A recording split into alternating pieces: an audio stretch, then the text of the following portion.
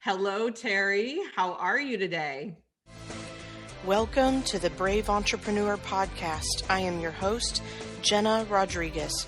Entrepreneurs are leading the way and creating a whole new level of possibility. Each week, listen in to hear how brilliant entrepreneurs share their brave secrets. Entrepreneurship is not the easy way, it is the brave way. Now let's get our brave on.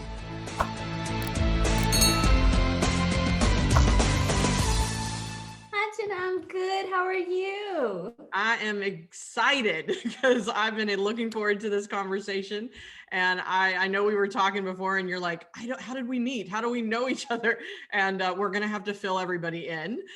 So I'll just say this is that I found you about a month or so ago, 2 months ago, because I started a new hobby called day trading. And I know, like, right, we should completely get people engaged in day So trading. excited. I'm so excited for you. This is going to be like the most fun journey ever for you.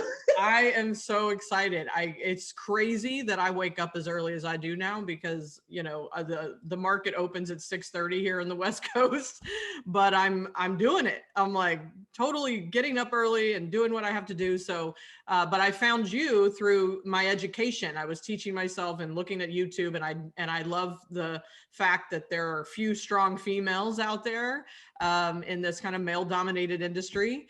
And I just really loved you and your style and your teaching, and you're a teacher by heart. And then you're from Texas, and I'm a Texas girl, even though I live in LA now. Okay. No. I will never lose my Texas roots. And and I just had to have you on the show because you also have a very powerful story. So there was just, like I said, I'm excited. I'm super excited. So while everybody's getting, obviously enthused, can you take a minute and just share with everyone who you are and what kind of work you do in the world? Sure. So I am, as you said, I'm a day and swing trader, but more than anything, I think I'm an investor overall. So I like to invest in stocks and real estate, but I also really love investing in people. Yeah. I'm not sure if you know this, but I actually did a master's in divinity. Like I went to seminary, Oh, and wow. I don't know that. yeah, I thought that I was going to be like a young adult pastor. I can see that in you. Yes. Thank you. Thank Yes. you. So the fact that I am where I am, so now I am an eight-figure earner. I am a like I've retired my mom with trading stocks. I've paid off my debt with trading stocks. I have bought a house with trading stocks, traveled the world with trading stocks. And now I teach other people, how do you do that? How do you afford the things that are important to you with stocks and options? Yeah. And it's just been a super great journey. Like, as you know, I was an assistant principal of an elementary school before I started trading and traveling full time. And the Right. thing was, I just needed an exit strategy. And Right. if I could just make like $300 a day, that would replace my income. So that's really what got me started. That's How do I amazing. use stocks to just make $300 a day? Yeah. And Wow. it's yeah. And I think just to make sure everyone listening knows what the heck we're talking about, I've had a curiosity about day trading, but the bottom line is it's the stock market, and and it's looking at those charts every day that you people probably are aware of, but they're like, it looks like foreign language, right? Hieroglyphics. Hieroglyphics. Exactly. That's how I felt in the beginning. It's funny. My husband walks by. Now he's a musician, and when he looks at his music charts, it looks like foreign language to me, but he understands it. And then when he looks at my charts, he's like, I don't know what you're talking about. But the point is that day trading is just a form of, getting in and out of a stock within a single day versus, long-term investing, which I think most people are probably familiar with. And I like hearing that you do a little bit of all of it at some level. But I love the excitement and kind of my personality fits day trading way easier. Right? It's a drive. Yeah. Like when you, Yeah. I think for me, it's about, I'm a problem solver. power. And so when I make money, I'm like, I got it right. It's not even about the money. It's just the fact that I was right. Yes. Oh my gosh. That's how I felt this morning. I was like, I followed my plan. That's all that matters. Exactly. Yeah. Exactly. Yeah. And I was green. So that's a good thing. I was in the positive. Snap, You snap. know? So I know, and I could geek out on this with you, and maybe one day we will, absolutely. But for the sake of this show and for this conversation, I really want to get across to people what's possible, right? I think you're an example of what's possible, and so I'd love for you to just kind of step back into your origin story, and maybe even, I know the origin from you're an assistant principal, but even maybe before that, and what did it take for you to shift your life and your mindset and your kind of what was required to be the success that you are today. So if you could take us back a little bit farther and just kind of give us a picture of how you made this work. Sure. I think there's two big questions I often get. One of them is, Terry, why stocks? Like, how Mm. did you even get Yeah, into that? why? Like, very uncommon that someone goes from like the education world to stocks. So, how stocks? And then another part of it, to your question of like what got you here, and I honestly think it was a lot of failure and figuring out that I was in the wrong seat on the bus. Like, Got I it. tried to make so many places fit that just were not meant for me. Got And it. now that I'm doing what I'm doing, I'm like, oh, that's why those other places didn't fit, but it didn't feel like that when I was going through it. So I guess to the why stocks, like I actually learned about investing in high school. Mm-hmm. I did a program called Lead, but it was a program where they took um, minority students that had done well in their PSATs and they took us to business schools for the summer to learn about business.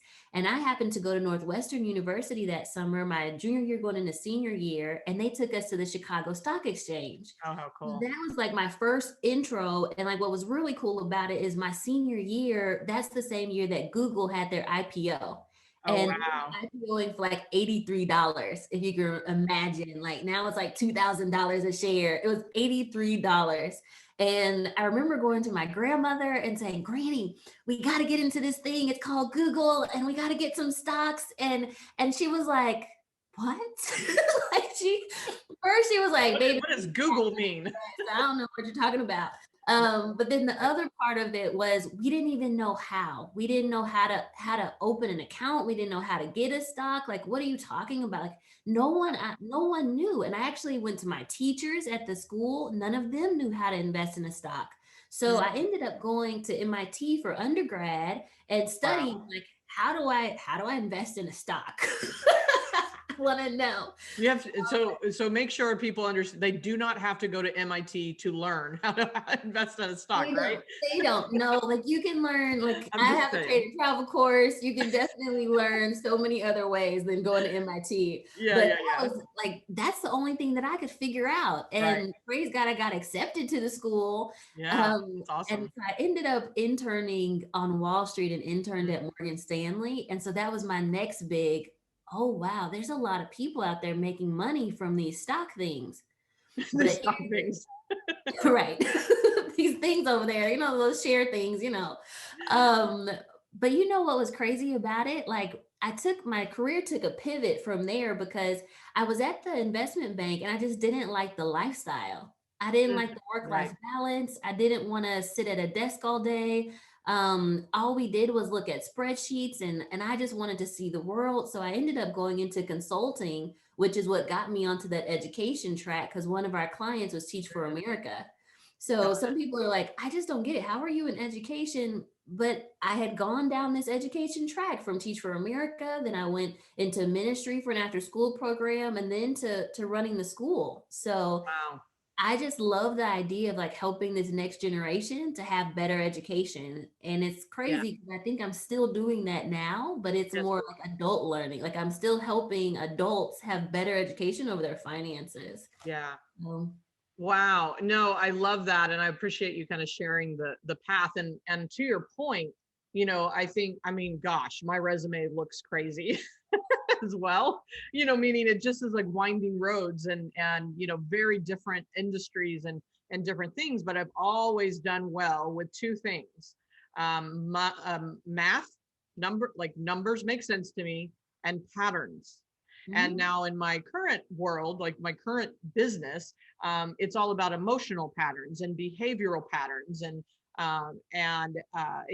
obviously, and I'm very committed to like a spirituality path, and helping people raise their consciousness and their faith and their awareness, and all of that. So it was interesting when I kind of stumbled onto day trading. And the truth is I've personally had an interest in day trading for 20 years. I heard about it, but I'll tell you, so I knew about stocks from my father, like as a teenager, but he really didn't sit down and teach me. I was like, but I'm curious, I want to know more, but he didn't quite get there. Right. And then he talked to me a little bit about bonds and savings bonds and stuff like that. And so there was a curiosity there, but I was like, so it was still all foreign. I was like, I have no idea what to do. And my point is I think when you have some type of natural ability, you haven't kind of something that you're drawn to, and for you, I hear education, and certainly this curiosity about investments, and even just making a living in a powerful way. And I'm with you, cubicles don't work for me. Sitting at a desk doesn't work for me. So when I thought about it years ago, it was like, that's not how I can play. I don't want to play in that lifestyle, like you said. But I feel like people, it's not actually that different from just finding something that you're drawn to and that you have a curiosity about, and then you just get educated. Like you said, you're an educator. I'm a teacher too. Like, I'm constantly like, how can we learn something about this? And I love that you share that it's, it's like you just had a question in your mind. It's like, how do I do this? And then you went down the path of figuring out how. And so, of course, I'd love for you to dive a little bit more into, now that I think you said you're an assistant, a principal. Mm-hmm. Yeah. And so, yeah, go ahead and tell everybody. I love your story around that. Like, all your trading at work. How did you get from that, like your everyday job, you're in a 9 to 5, to taking the brave leap into day trading full time? I think this is where that failure piece comes in. And I rarely share this. So like, you're going to be one of the first and few, but so I got an improvement plan at like every job that I was part of. And that's hard to say because, nobody wants to say that they failed at something, but like, it seemed like I would start out so strong. Like I would be like, year one, like, oh, this is awesome. Everything is going well. Year two, like, okay, things are still good. And then year three, it's like, Teri, something needs to change. This is our write-up of all the things you need to do differently. Wow. And it's just like, what in the world? Like, I just kept running up against walls. And like in my last job, it was just such a toxic work environment, but I didn't want to fail. Yeah. So I kept trying to make it work. So I would be like, okay, I'll come early, I'll stay late, I'll do all the work, but it just was not working. Like my friend and I, my other assistant principal, we used to take turns crying in the bathroom. Oh, wow. Because of all the stress and all of the things that we were trying to make work, but the bosses didn't see it. Like I just felt so undervalued. I felt like, nothing that I would do was right. Like I remember this one situation. And I often talk about, there was one time where I did this big project and the assistant or one of the VPs came in and said, well, this is horrible because you have one thumbtack that's a different color than another. And I remember that and I'm like, I can't believe it. But one story that's coming to mind right now is, I remember one time I was in charge of an elementary and we were building in a middle school. We had to go recruit students. And I remember talking to one of the principals and he just told me flat out, I'm not going. I'm not going to go recruit students. I don't want to go knock on doors, house to house. I'm just not doing it. Right. And so I created this whole other solution. I was like, okay, how about this? What if we have all the parents come into the school and we'll have you just do a presentation for the parents and, it'll be great. So the day comes, we do this whole presentation, all the parents come in, he talks to the parents, he's excited, parents are excited, VP comes in, who was his boss, Yeah. pulls me to the side and starts yelling at me, just tearing me a new one because she told me that I had to have people go door to door and she can't believe that I just organized this whole new thing. And I'm Mhm. sitting here like, what in the world? Like, why am I getting yelled at when he told me, who is your, you're his boss, Yeah. that he's not going? So Unbelievable. it just felt like I was in a rock and a hard place and like Yeah. nothing I could do was right. Yeah. So that's when I realized, okay, I got to have an exit strategy. There's got to be something more to life than this. Like, I know I'm smart, I know I can do it. And that's when I really started pouring hard into trading. I would trade every day. I took courses. I paid like $30,000 a class for my investing courses. I Wow. was like determined to figure out a different way to have an income. Yeah. And praise the Lord, I was able to do that. Yeah. Started working my way up and then and quit and started traveling full time and trading. Just curious, how long did it take you from that moment of like, I need an exit strategy, and then you started educating before you quit the job? It took about a year altogether, and I Got actually it. give that advice to other people too. If they're Hmm. thinking about replacing their income with trading, I think a year where you keep your job, because it's nice to have that set income, but you're practicing on the side. So, like, I used to make a meeting with myself at 8 a.m. when the market opened, and then Yep. at lunchtime, I'd like check my phone at like closing of the market time, like 2 to 3, I'd like have a bathroom break that was extended. I'm not crying in the bathroom anymore. I'm trading in the bathroom. Right? Love But it. I was just determined, but I think it takes about a year to really hone your craft. And I have lots of students that are making money before then, but it's about consistency. So Yeah. like, yes, you see the first $100 a day, you see the first $1,000 a day, but can you do it continually? And so I Right. think it took me about a year before I was able to really throw the deuces and just leave the school. Yeah. Because I wanted to give context to that, because, and whether you did it sooner or later than that, is to be, can't change the history of it. But I love that you shared that. Thank you, first of all, for vulnerably sharing, like how toxic it was, and just the wall you were hitting, and, the fear of failing. And I think because that's real, it's real that we go through these moments where, I mean, it can be in relationships, it can be in a job, it can be in a business, it can be in anything, that where we hold on to it for the sake of not failing, even though it's not working, right? It's like the toxicity is not healthy. And or the, I mean, the fact that you had innovation, right? Like, think outside the box and create a present, which I'm all for one to many instead of one door at a time.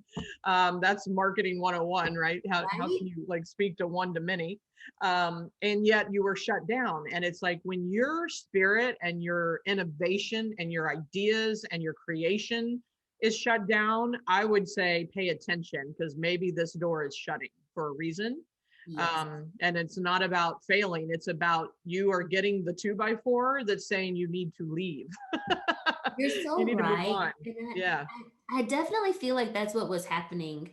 Yeah. That's Like great. I'm a pretty spiritual person. And I remember one time, just randomly, an associate that was, she worked for the school, but she was like kind of in the admin team. So she Mm. wasn't on campus all the time.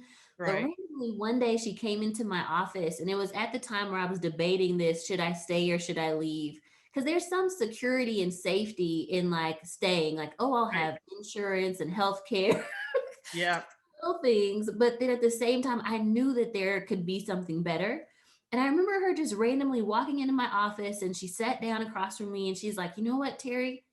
God told me to tell you that what he has for you next is better than what you have right now. Yes. And I just started bawling because Yeah. it was so hard. Like taking that step of, like, that's a huge step of faith to just leave something secure to go trade full time. Who does that? Who And does you that? want to travel around the world. Like my whole family's in Texas. They don't know what Asia looks like. Right. So like it was this Thailand. big step of faith. Yeah. But like to well, we're here now. We're brave entrepreneurs, right? Yeah. So like it was that piece of bravery that changed my world, but it was a hard step to take. Yeah, and of course, I've got a lot of brave stories in my life, and pretty much all of them were hard to take, right? And I think that's the message, to anchor here is that, when the doors are closing and it's not right for you, whatever that thing is, whether it's a 9 to 5 or it's a business that's not where you want to be anymore. I mean, I've gone through that even in the last couple of years. I'm like, I changed my business direction, and so it is the bravest thing to do is to get honest and say, this isn't working for me. God's got something better for me, but I have to take the step in. I have to lean in. And I'm with you. I love that you said that. I actually remind myself, like, if this isn't working out, God says there's something better in my favor. Like there's Mhm. something better, and I just have to be willing to keep opening the doors. And so I honor you for like stepping into that door. Now, how long ago was that? When did you go full time? That was 2017. Oh, So, wow. yep, July 3 years. 2017. My boss called me back and he's like, "Are you ready for the next school year?" And I'm like, "No, bye. I've got to go. I'm leaving He's now." like, I'm sure he was shocked. Oh, he Yeah. was so shocked. And I actually had like hid in my one of my friends had gone to the hospital. I like hid in his hospital room for a week so that I wouldn't have to have the conversation because I wasn't ready to say it just yet that I Yeah. would leave. But finally my principal caught me and he and he was like, we were excited. He actually was going to give me a raise and everything. He's like, "We're so excited." And it caught him completely off guard. I bet. Oh my gosh, you're hiding in the hospital room. But yeah, that's how I call that pulling the band-aid off. Like, you've got to rip the band-aid off when you have to have those hard conversations. Yeah. That is hilarious. I did not hear that part of the story before, so that's awesome. And Yeah, to like my friend wasn't even my Yeah, boyfriend at the time, but I was like, "Yeah, my boyfriend's sick. I gotta be here in this hospital room. I can't talk to you right." you are making stuff up. How dare you?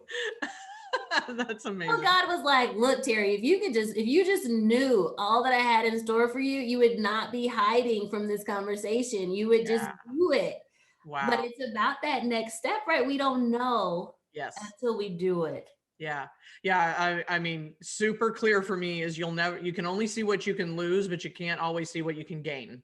Yeah. Right. And you You got to open the door and then, oh, maybe it'll show itself. But Exactly. And you did ask me, I didn't get to fully tell about the story yes, of what please. happened after that. But Okay. so after I quit, I joined this group called We Roam. They're not around anymore, but it was like a Mm. group of about 20 professionals, and we would go live in a different country for a month at a time. Oh, got it. Yeah, so my first Wow. country was South Korea and then Thailand and then Vietnam. And while I was traveling, that group of 20 people started asking me to teach them how to trade. So that's Oh, how really cool. how all of this about because I was excited to just trade and travel on my own. I didn't want to teach anymore. I didn't want to talk to anybody, have any more bosses. But people started seeing on Instagram what I was posting. And then my friends here in Dallas, they said, "Wait, we saw you did a class in Thailand and in Vietnam. So we know you're going to do one here." And that's how this whole thing got started of me teaching. That is amazing. And then you're natural at education, right? I didn't know that twist to the story either. I knew you started traveling, and of course that's where trade and travel came from. The name of your company, and I love that. I'm a traveler too. I'm like, I literally I haven't. You've inspired me. I have a visualization of what it looks like to be like highly my success inside of trading, because again, I'm the newbie. Is I'm sitting in so I just got back from Cabo, and this gorgeous hotel over the water, and I was like, okay, I'll go back there because I love it. And I'm in the penthouse this time, and I'm sitting on the couch on the veranda, and I just traded, Mhm. 7:30 in the morning because it's 7:30 over there, and closed out 25,000 for the day, and I'm done. Yes, yes. I Back to can't wait. Like vacation. exactly. Like the way I like to do it is okay, my hotel for the week is gonna cost, Yes. 10,000. We'll just do like small numbers. Like my hotel is gonna cost 10,000 for me to go on this excursion to the Mayan ruins cost Right. this, or and then I like to trade for that goal. So okay, let That's me cool. make 10,000. Okay, good. I just paid for my hotel room. All right, let me maybe make another 5,000. I just paid for all the good food and excursions. Like let me make Oh, so nice. Yeah. that's how I like to approach trading. I love that. I love that too. That's amazing. Well, okay, so obviously what I have discovered, and I know you can relate to, and what's such a beautiful parallel for me, and why it's like exciting for me, is I'm an emotional scientist, so I'm constantly looking at how to improve my emotional resilience, and I help people do that, and I teach. That's what I teach, and then I got into trading, and I literally got confronted with everything I had to see about my emotional resilience when it comes to trading. And it was beautiful. It was a beautiful dance. And there, I did lose one, and, I lost some, and I was like, okay, how do I stay in the game? Right. And so, and just kind of keep playing, keep practicing, and more importantly, keep getting on the court. And so I'd love for you to, whether it's within the actual day trading or the parallel inside of your life, what would you say to someone that's, it's like, I'm trying to learn something new, I'm falling down. How did you keep going when you fell down? Yeah. So so many things come to mind when you ask me that. So, some of the things for those that aren't traders, some of the things you should know is that when you are a day or swing trader, it's extremely emotional. Yep. So, some of the things that come up are like, do you have the discipline to actually follow your plan when everything looks like it's going wrong?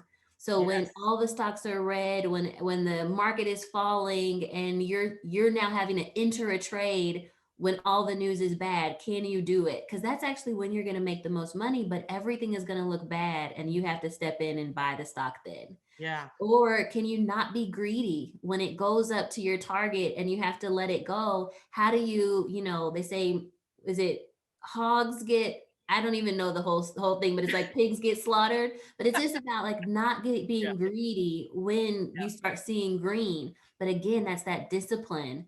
Or Right. what about the patience? The patience it takes to like let a stock play out. Like sometimes there, yes, you could take profit in a day, but if you would have just let that ride for a week and had the patience to let it work and do its thing, you would have made 10x the profits or return. So Yeah. all these like emotions come up as you're trading, and it's huge. Yeah. And I think like the thing that taught me the biggest lessons about trading was one of my biggest losses when I was in Thailand. Like, Okay. I had this man, it was such a beautiful day. They have this like lantern festival, and everybody like Oh, goes and they light lanterns and make wishes, but the whole city, I was in Chiang Mai, and the whole city comes out and we're all on this beautiful bridge, and you're just seeing these lanterns go up. It was beautiful. But wow. then right after that, because the market opens at night in Thailand, Okay. so right after that, I went and I was like, bye guys, y'all have a great day. I'm going to go trade on this super high from the experience. Look at my account and I am down like $20,000. Wow. And this is when I was first starting. Like I was using my savings from education. So, I didn't have a lot of money. So to me, this was, I'm ruined. Everything is gone. I've Wow. just lost $20,000 overnight. And what it was is I had traded a stock during earnings, and their earnings had come out and they had lost money. And because I had way too many shares and had thought I was going to be rich, because sometimes you go up again, emotions. You Yep. think that this is the one, you get so loyal, and then you put all your eggs in one basket. Yep. Don't do that. Side Don't note, do, nope. Don't educator, do that. don't do that. But so I had seen my account like just diminishing, and I Wow. remember calling my mom, and I was like, "Mommy, like I can't do this anymore. I'm gonna quit. I'm just bawling." And she tells me, she's like, "But Teri, how are you gonna get your money back if you quit right now?" Mm, good question. And I was like, first of all, you are not supposed to be wise right now. You're supposed to be crying with me. I do not want advice. Hey, when did you not, like, I was so expecting her to be like, you're so right, come home right now. You're gonna lose all your money. Go back to the school. She didn't say any of that. Wow. And I'm so thankful. I think that was God like leading her tongue in that Yeah, moment, exactly. She was because speaking his message. if she had said quit, like I would have quit. There would be no trade and travel school. There would be no like 8-figure success, nothing. Yeah. But she said keep going. And I remember after that, like looking at the market and saying, honestly, I still failed. I was still crushed. But the next day, if I'm completely I got honest, you. You're still dealing with it. the next day I started like really thinking through like, okay, what could I have done differently to change this? Like what kind of risk management could I have put in place? I didn't have any stops in place that could have protected me. Why did I have such a big position? And that actually like leads now to what I teach for risk management for my students. But it was that huge loss where I was about to quit. Yeah. And that's when all of your emotions start coming into play. Yeah. Yeah. And so I love that you just shared all that, because I just pulled out a couple things that I think is absolutely important to what Brave is all about. One is when we fall down, call it failure, call it devastating, call it whatever you want. And I believe that maybe some people are going through that experience, or even over the last year. A lot has happened and a lot has changed, and a lot of unexpected things have happened. And if you can turn, like you said, this next day you turned around and looked at the experience and said, what could I have done differently? Had you not had that perspective and that opportunity of seeing the contrast of like, this is what it looks like to not work. How do I protect myself, or how do I do it, better in the future? We don't teach others. We can't, it's like if we don't have that experience ourselves, we can't usually teach others the experience or how to protect. And so it gives us the content of either our life or our business or our future. And so I love that. And I have had plenty of opportunities and downfalls and adversity and things like that, and moments where it's just getting a little tight and it's hard, and and I'm uncomfortable. But I'm like in faith that this is in my favor and it's going to turn around, and what can I learn from this? So I love that. That's a high level, high performing mindset. And the other thing you said that I think is really powerful is that your mom didn't tell you what you wanted to hear. And I think it's so important that we surround ourselves with people, whether, like I'm a mentor for people. I'm not going to necessarily tell you to turn around and quit. I'm going to help you see what you need to learn and how to keep going. And we have to surround ourselves with people. And I know that's what you do for your students, is how do we keep going? How do we actually keep playing the game? And whether it's in business, day trading, relationship, whatever it is, surrounding yourself with the right type of people. It certainly wasn't your boss that says, how dare you have an idea? Right. Right. Hopefully they've learned. We'll pray for them. Right. But I think for me, that's what I hear is part of your success. Now, in kind of closing this out, because I could talk to you all day, hopefully we'll have another conversation, is what would you say has helped you in 3.5 years? Like, I didn't even realize it was that quick, to turn your success into something you probably couldn't even imagine, an 8-figure success level. What do you think it's required? What do people need to have in order to make it to that kind of level? What do you see is required of that?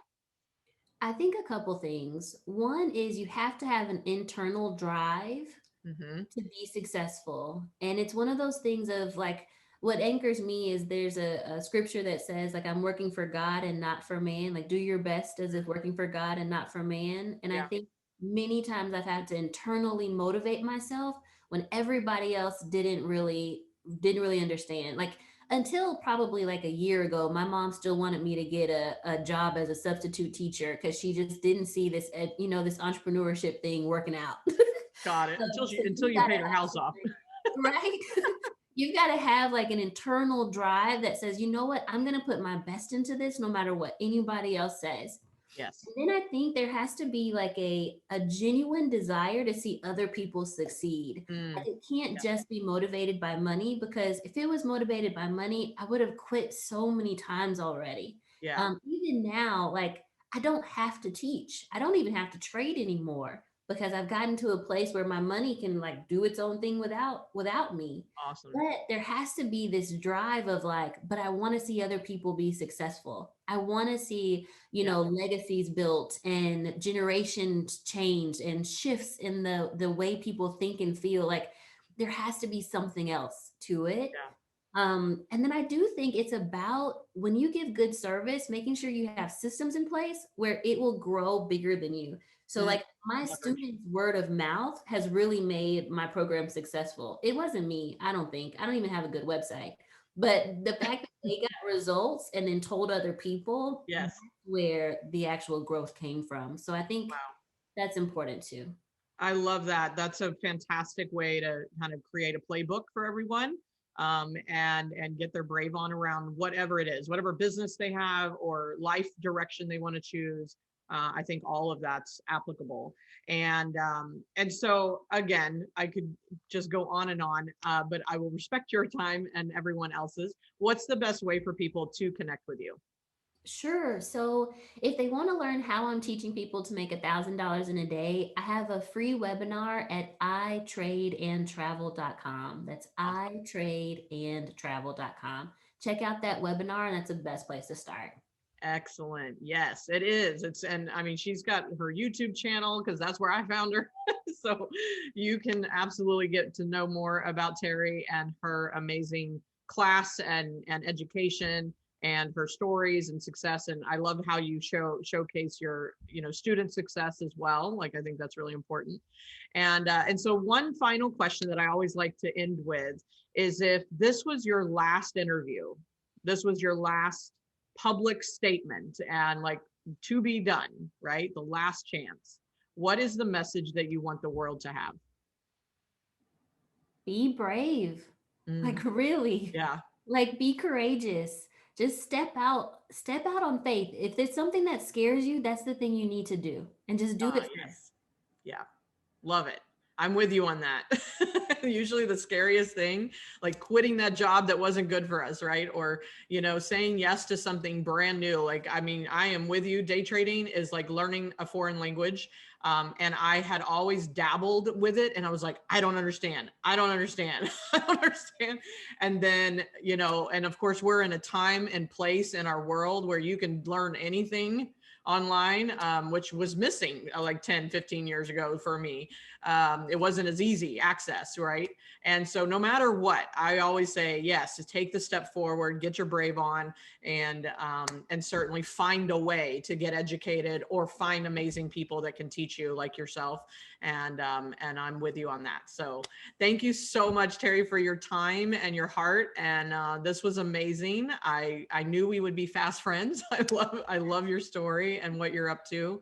And for everyone watching, if this inspired you in some way or you took out a lesson or a nugget, please let us know. Review us on YouTube or iTunes, and then comment on YouTube, etc. And would love to know your takeaway. Until then, until our next episode, let's go get our brave on. Thank you, everyone. Thanks for having me. You're welcome.